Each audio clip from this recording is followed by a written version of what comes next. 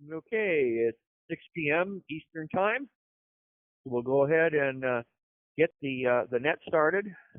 This net is about prepping. It is every Sunday on Talk2Me's Channel 14 at 6 p.m. Eastern Time, where we discuss everything to do with prepping. We do a little presentation on a particular topic, and then do a roundtable and get people's ideas and thoughts of if they have any questions or anything of that nature. So at this time, I'll go ahead and open it up for check-ins. And again, if you are out there listening, that's good. We'd like you to check in just so we can get a count of how many people who are listening to the net. You do not have to participate. Just say so during the check-in that you're just going to be monitoring, and we'll leave you alone. Anybody who would like to check in for the this week's net, please state your name and your state. Please come now.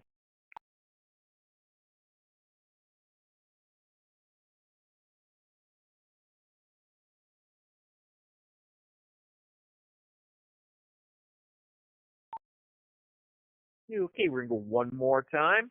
Anybody wishing to check into the Preppers Net, please come with your name and state, please.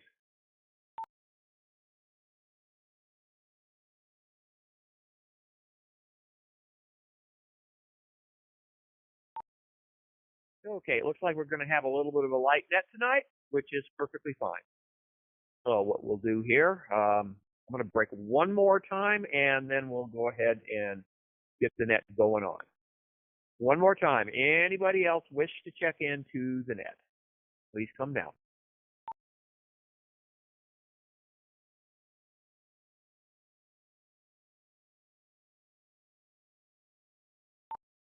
Okie dokie, nothing heard.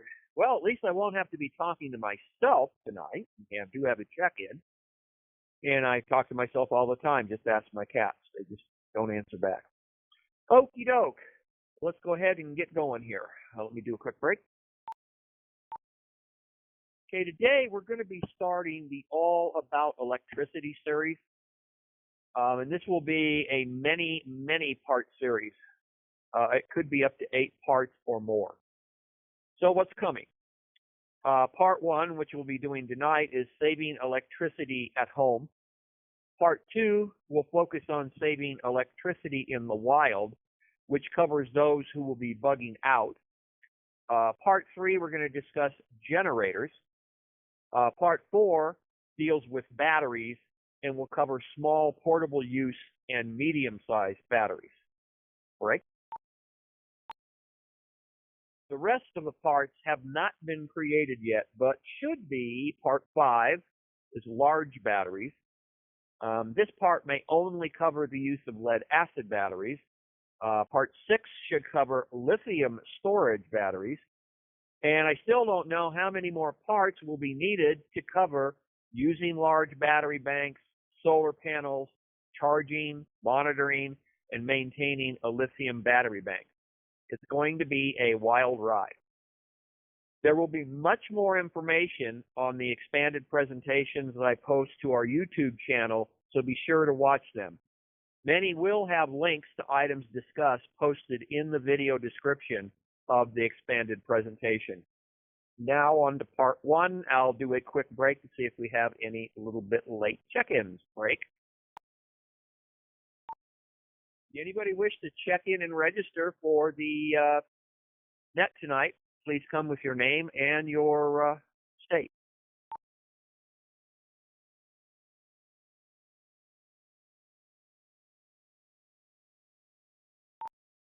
Okie dokie, moving right along.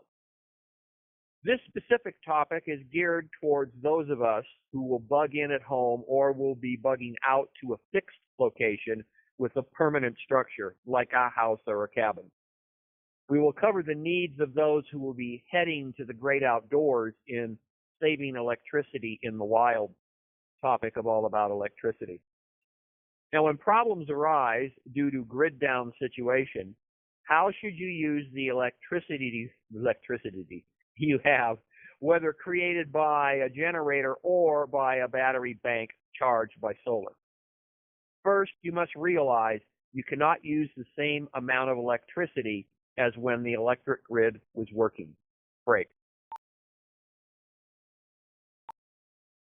You only want to use electric power for the things you absolutely need. Electric power will be worth more than gold will. You need to understand you will not be able to run your whole house or your bug out location as you did before the loss of grid power, unless you have tens of thousands of dollars to put into your alternative electric power solution. I would suggest that the first part of your planning is to determine what items you will not turn on electrically. This way, everyone will know what will not be available and can plan around that. Great. Now, in my case, these are the things I will not run if electric grid power goes down. In the kitchen, you could find an electric cooking range, dishwasher, refrigerator, freezer, electric cookers, food processors, and much more. None of these will be used if the grid goes down. TV for entertainment, satellite and cable receivers, stereos, and electric clocks. If the outage was more than a local event, these will most likely also be out. And as everything in prepping, there will be exceptions to some of the items I just mentioned that will be run under limited circumstances. Those will be addressed when we cover the generators topic of All About Electricity, right?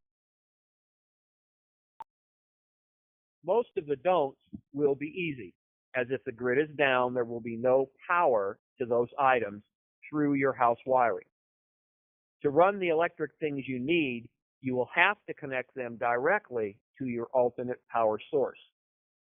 Do not connect your alternative power directly to your house wiring without a transfer or disconnect switch. Now to the things I will run on my alternate electric power. Great. I will run a few area lights so I don't trip over anything.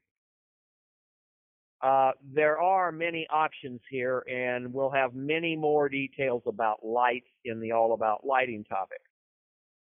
Now, I need power for my chargers for laptops, tablets, phones, radios, rechargeable batteries, and battery power blocks. Most of these I will power by a battery bank. More details on this in the solar topic of All About Electricity. Break. Now, not everything needs to run all the time. These items will be turned on as needed and only run as long as needed. For information only, a TV or radio may run for a limited time per day. For long-range communications, I will need to power my 100-watt HF radio. And all other handheld radios, which include VHF, UHF, these POC radios, and Mesh-tastic, can run longer periods of time as they are battery powered. You might also run some handheld radios to stay in contact with your immediate group. But be sure to have extra batteries and a way to recharge those. And when your whole group is together, turn off the radios. Break. I'm going to pause our little thing here in case we have some who have come in a little bit late. And everybody, I'm sure, is trying to get in their last few days of summer. So with that saying, anybody wish to register for the net, please come with your name and state.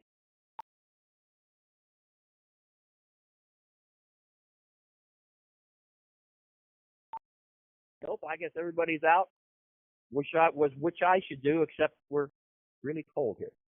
Okay, continuing on. When you need to do a task that could use electricity, you will need to know what the cost will be. This will allow you to use the least expensive solution. And a very simple example of cost, you need to heat a cup of coffee. How much of your limited propane would you need? How much electricity would you need to run a microwave for 2 to 3 minutes? How about on top of your burning wood stove? my first choice would be the wood stove if there was a fire in it. The cost here would be zero, as I'm already using the wood stove for heat. Obviously, I'm not going to, not burning a fire in the wood stove in the summertime, nor would I start a fire just to heat a cup of coffee, right? My second choice would be the microwave if we were using a battery-back blank charged by a solar system, except for the inverter overhead, which we'll explain in the solar topic. This would be the lowest cost. I'm saving my propane for a real emergency, such as canning my garden or hunting harvest. And I'm not using a generator for any of the electric choices here and waste my limited fuel. More on the cost of running electric appliances in the generator and solar topics of All About Electricity. Great. I will need to run my well pump, but only to fill my on-site water storage as needed, and not have it run all the time so I can get water out of the tap anytime I want. I might run my washing machine on a very limited schedule, but no dryer. And I could run some power tools as needed. Break. Next week's topic will continue our All About Electricity series and discuss saving electricity in the wild. If you have any questions about what we have discussed here tonight, please ask during the roundtable, or send your question to prepnetch14@gmail.com and enter question in the subject line. And as I always do, I cannot urge you enough to view the expanded presentation on our YouTube channel for additional information on our topic. Great. Okay, that concludes the canned presentation. We'll pause one more time to see if we can get any late check-ins into the net. Please come with your name and your state. Keith from Louisiana. Okay, I got you, Keith from Louisiana. Good evening, or whatever it is. Well, I guess it is good evening. You probably have a lot better weather where you're at than what we've got up here. Anyway, anybody else want to have a late check-in to the net? Please come with your name and state.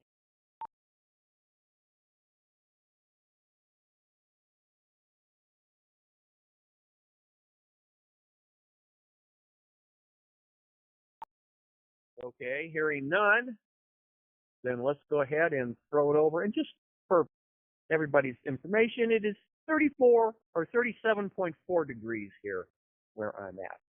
Not really fun swimming weather. So Donna, let's throw it over to you. Do you have any questions, comments, suggestions, or anything about what the topic was about for tonight?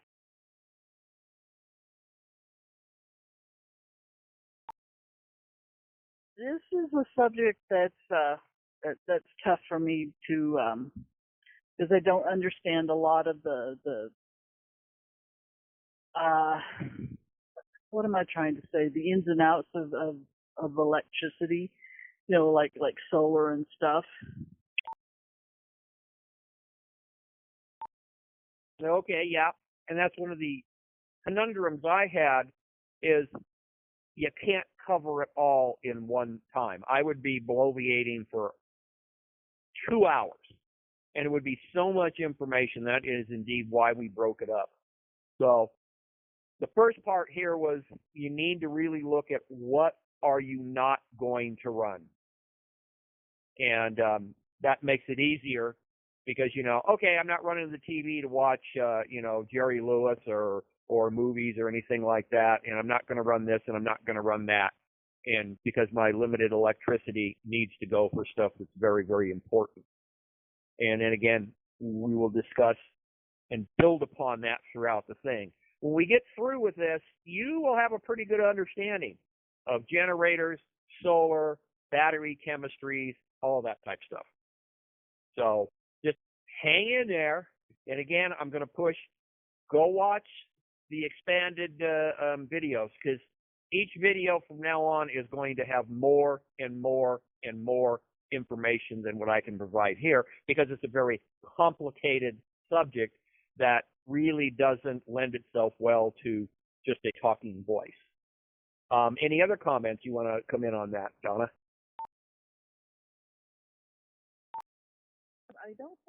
I really don't have much else to add. I just sit here thinking about with electricity going down, people with like teenage kids or something, not having their internet or their TV and what they would do. It just makes me laugh.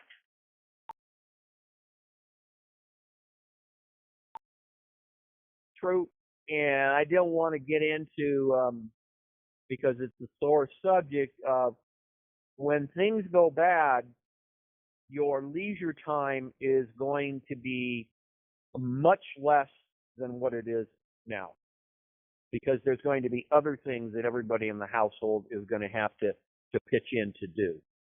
Whether it's go get wood or whatever it happens to be. Or do you need to wash the clothes? Well, you're not using the washing machine. You have to do it by hand. But there are ways to keep the kids happy, and even using some electronic equipment. So anyway, let's do a quick break, see if get any other late check-ins before we head on to Keith down there in Louisiana. Anybody else want to check into the net? Please come now with your name and your state.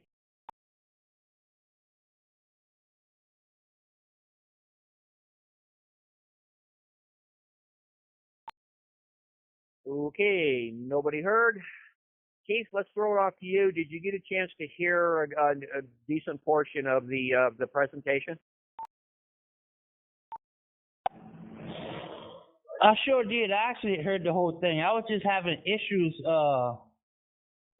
getting in with this radio, but I got it figured out now. Well, it's 80 degrees at the present time here. We've been having a great weekend with temperature-wise. I did a lot of work outside because of it. But back to the discussion, I've actually experienced situation that we're talking about. It was during a hurricane, and it was me, my mom, and my stepdad. We spent a week using one battery. It was a boat battery, and the neighbors had generators, so we would charge our battery up during the day, and then we would use the battery at night. But what we did was use it for a light, and I think we had 2 fans, and that's how we had to do it. And I learned a lesson then. So I have a battery bank and solar panels. It's not a great big system. It's only 600 amp hours of lead acid batteries, sealed lead acid batteries. And I do have another set in the house that I use for when I have normal power outages. Something that might last a couple hours. And I have like my TV and my internet. I got that hooked up on that little system right there, so that I can actually watch TV and waiting for the power to come back on. This is just a short while. But what my plans is for if something happens, hopefully it's not what we've been talking about. You know how I feel about that.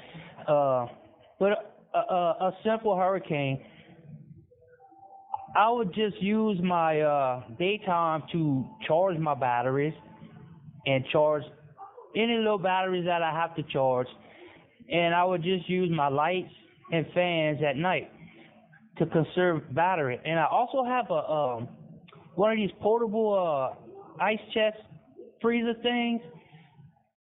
I bought that because my refrigerator is 1,000 watts, so that just sucked my battery down the first time I tried it. So I've got this just to keep any important things that I need to keep cold. And if it's a long-term situation, like the end of the world type of stuff, I'd be scared to use a light at night because I wouldn't want nobody knowing that I had any power at all. But with that, I'm going to send it back to your net control. Okay, Keith. Yeah, good comments. Yep, and a lot of stuff there. And we're going to be covering a whole bunch of that. But yes, you got to experience some of it.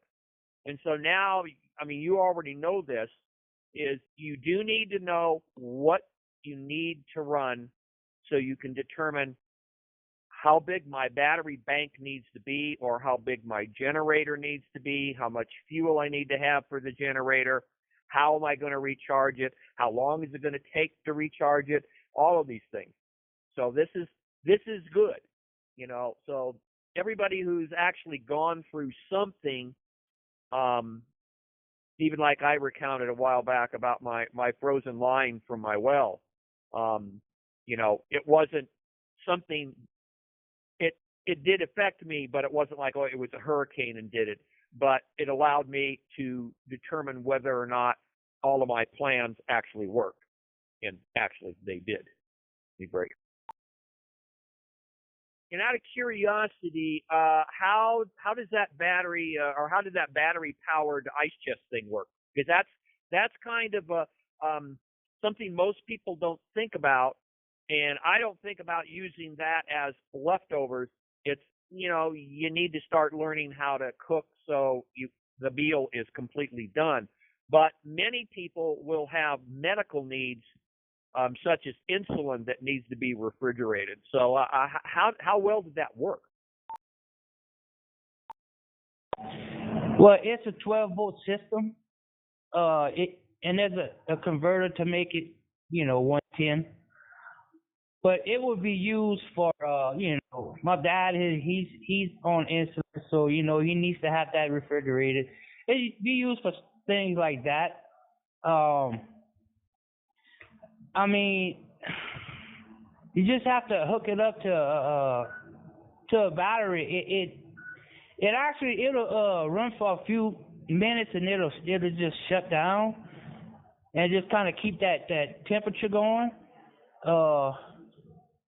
It's pretty basic, but that I think people should really look into it. The reason how I found it is because watching these YouTube people living out their vans and stuff like that, they all had these coolers, and that's what they use for their refrigerators. I thought it was pretty neat. It could be useful, Absolutely, yeah. And there are actually refrigerators, definitely for the RV side. There are refrigerators / freezers that are actually triple fuel, or triple ways to do it. And they can do it by propane, they can do it by 110, and they can do it by 12 volts. And all they're doing is the electrical side is they have a little heating element, and on the propane side, they have a pilot light. And the closed system of that, and this has been around for a very long time, and is actually quite efficient. Is better than the Freon that we use now. It's a totally closed system, and all it has to do is have enough just to heat up the solution that's in this closed system to get it to turn to a gas, and it goes up and it does all this thing, and it goes back down to a liquid. And it's a very, very efficient thing to use, and they actually work quite well. I'm going to go do a break here and see if we got anybody else that wants to check in, make comments, ask questions, or whatever. Anybody that wants to check into the net, please come with your name and your state, please.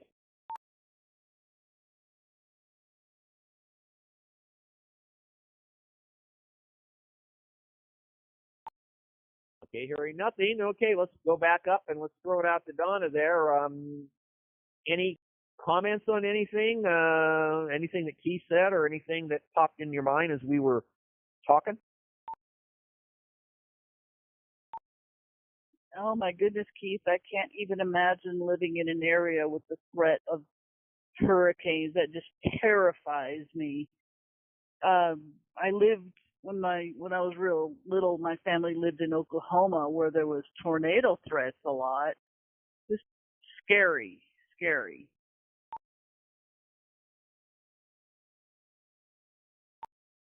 Yeah, and that's sort of why we sort of say everybody has to look at what their dangers are.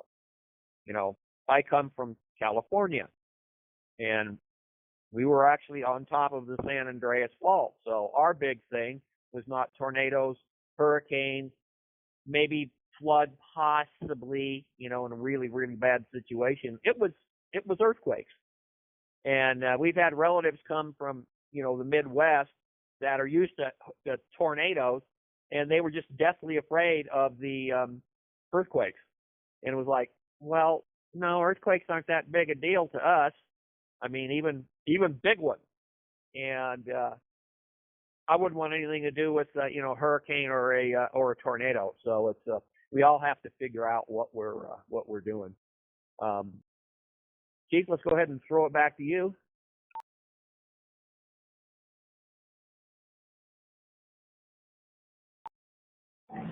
Yeah, well, I've been dealing with these things my whole life, but it wasn't until I was a grown up that I really had to figure it all out.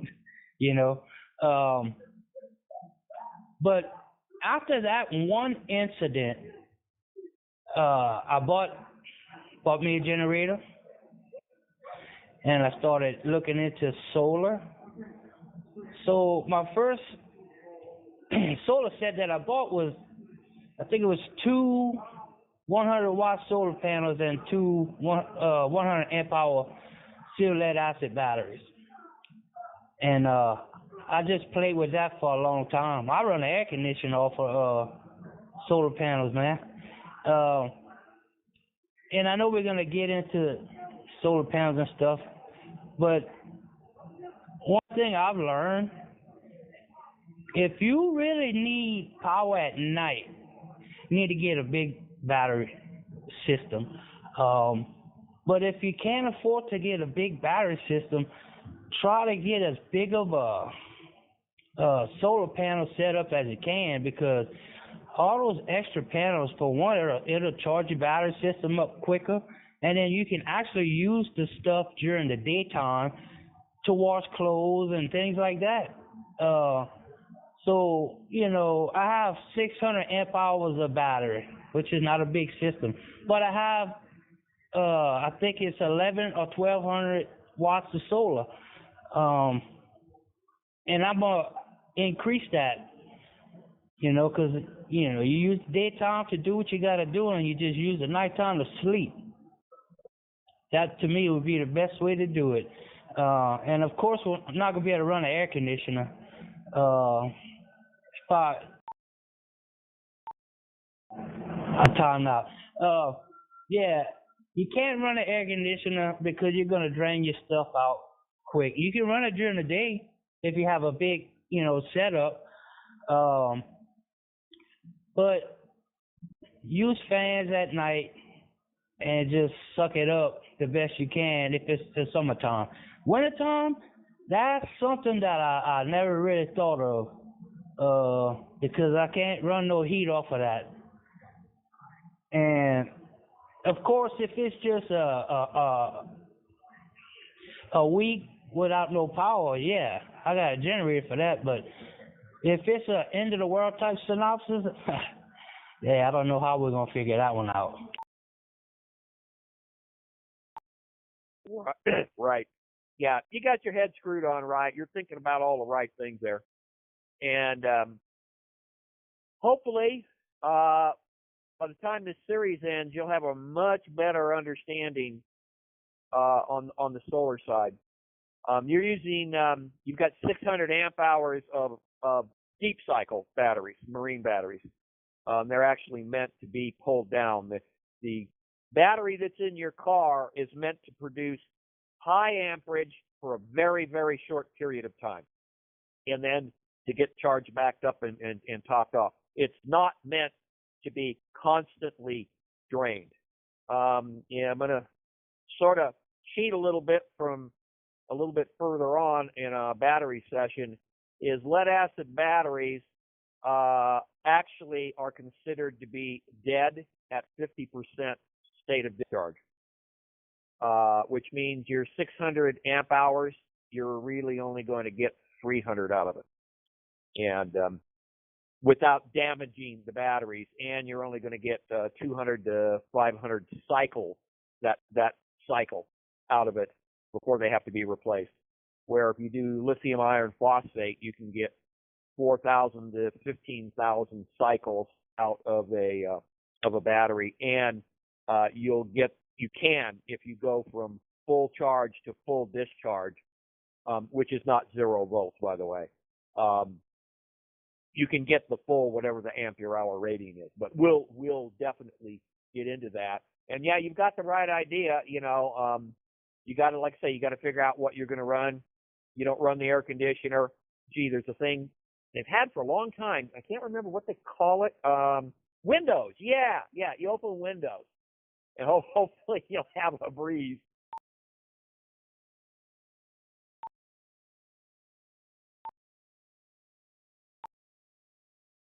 Okay, there I'm back. I think I did the same thing you did. I think I timed out. Anyway, you're talking about the winter. That's why I heat 100% with wood, because I've always got wood up there, and requires no electricity, so I don't need to tax my my battery bank, which is pretty large. And I will go back and definitely agree with you. More solar cells is better than a larger battery bank. The bigger the battery bank gets you through, possibly many days if you don't have really good charging. And let me reset because now I'm paranoid.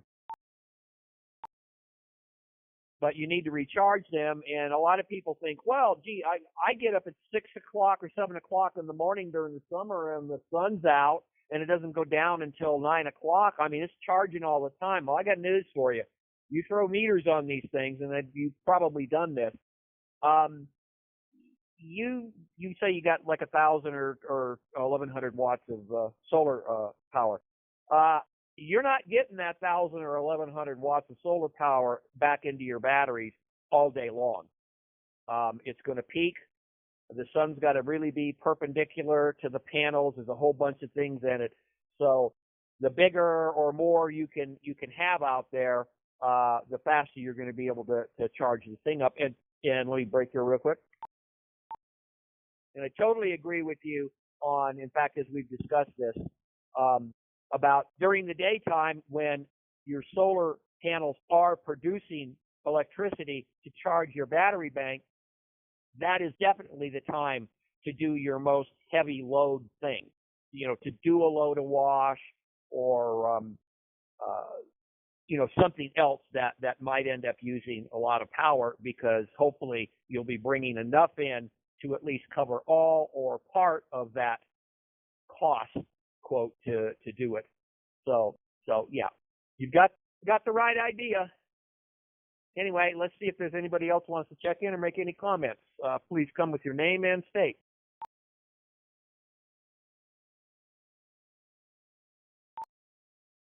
Okay, hearing none, I'm going to turn around and let's go ahead and open it up to, anybody wants to say anything about what we've been talking about.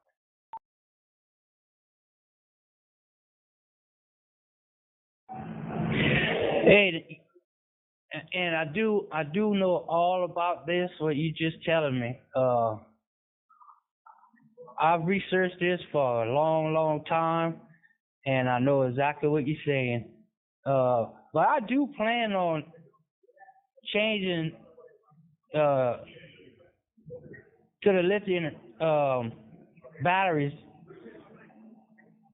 and so I can actually have some use. And I already knew that you're not getting but 50% out of those batteries, or you're gonna damage them.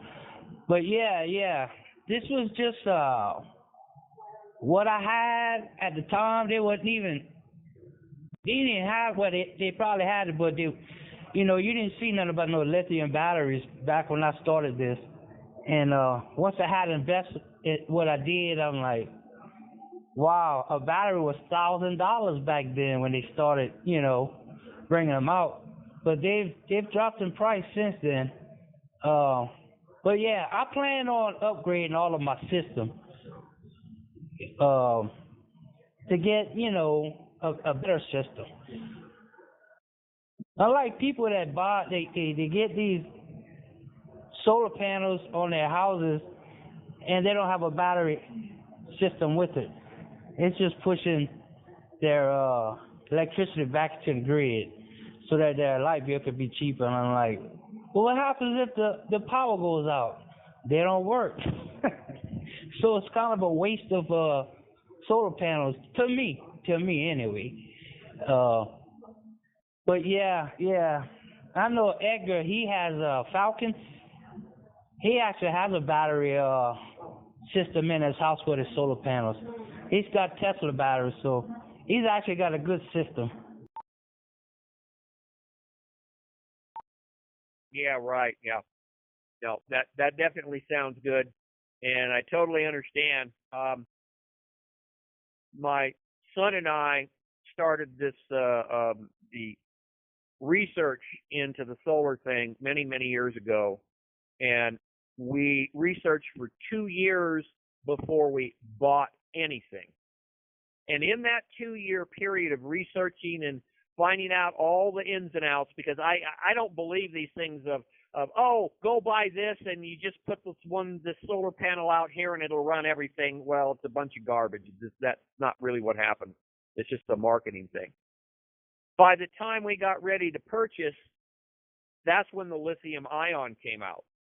So there wasn't lithium ion at the time we originally started our thing. And because we are, sort of nerds that way and not impulse buyers, it actually paid for itself for us to do that.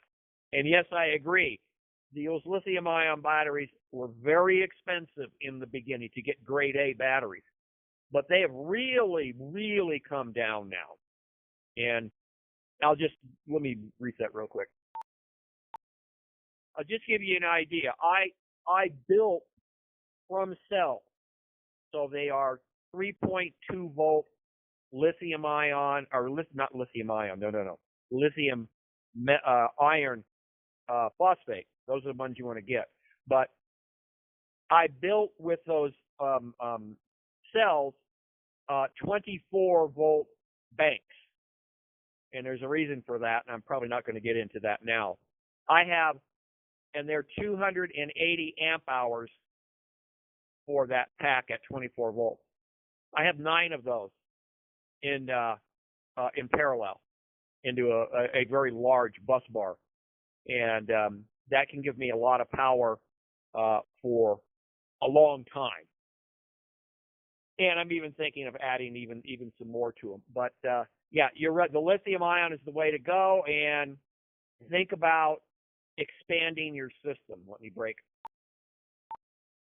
Always build up. That's one of our problems is when we were doing the research is we didn't want to just go with a basic 12 volt 100 watt solar panels and then sort of lock ourselves in. That's what we have, but I happen to have a lot of them. I have 2,600 watts of panels, and the way they're wired, they're not 12 volts. They're wired for 4 panels in series, which gives you 80 some odd volts, and then it gets into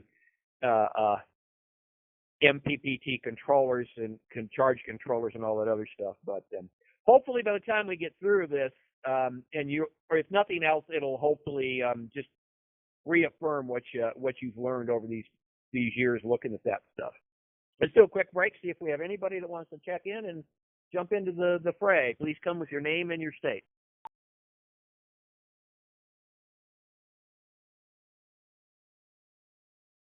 And hearing nothing, I'm going to throw it quickly back to Donna, see if you have anything else you want to throw in. I just want to say that losing electricity in of itself doesn't scare me all that much. Not having lights doesn't scare me. Not even having a washing machine scares me. I can do laundry by hand. I've done it in the past. Biggest thing for me would be refrigeration and keeping the fresh food that we have viable until we can figure out what to do with it. Right, exactly. And of course, everybody knows if you have a freezer, you're probably good for 24 to 48 hours if you don't open it. You're not going to lose anything, but yes, and we sort of try and plan for that. That okay, if the electricity goes down, and I've got so many refrigerated or frozen stuff, we have part of our plan is what do we do with that? How can we then preserve it? You know, we then go into okay, we're going to spend all day doing massive canning and using what little, well, not what little, but our precious limited propane up to can the food so we don't lose it. Or we're going to have some really nice big meals. Anyway, Keith, anything else there? Well, being from down south here, and this is this is not anything planning for a disaster or anything, or what happens in my community, well, not the one I live in now, but where I come from, when we have a hurricane and we have a chance of losing all our food, what happens is the neighbors all get together and they have a big cookout, and everybody just eats together and eat what food that they don't want to lose. Of course, that's nothing to do with what we're talking about, but that's one of the things that I've seen, in my experience in hurricane season. But other than that, I don't have anything else for tonight, and I'm glad I was able to get here. I had a lot going on over the weekend, but thanks for giving the net tonight. Oh, no problem at all. And now, having the neighbors get together and using that food up so it doesn't go bad, that actually can fit into what we're sort of covering here. And yeah, I know I end up going on more on the okay, the world just ended and I got to food for myself for the next year. But there's no downside if that's your ultimate goal, because you can always scale it back to fit your more short-term need things, such as a hurricane or flood, or